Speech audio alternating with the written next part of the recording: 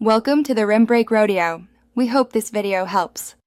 You start inside the document, open the File menu and select Page Setup. This is the control center for orientation. Once done, click Orientation and pick Landscape so the page width becomes greater than height. Make sure to check paper size and margins now because those affect layout when you switch. If you want every page changed, choose Apply to Whole Document.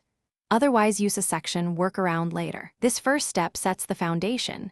Don't skip adjusting size and margins before moving on. Once you need mixed orientations, insert section breaks to isolate the pages you want in landscape. Place your cursor at the start of the pages to change, then go Insert Break Section Break, Next Page. Repeat after the section if needed. Next, open Page Setup with the cursor inside that section, select Landscape, and choose Apply to this section. This tells Google Docs to only change that block. Make sure headers and footers align, because they may span sections and need adjustment. Finalize layout by scanning each page. Verify headers, footers, and page numbers.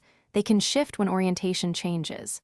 If something jumps, undo and reinsert section breaks, placing them precisely at page boundaries. This often fixes misapplied settings.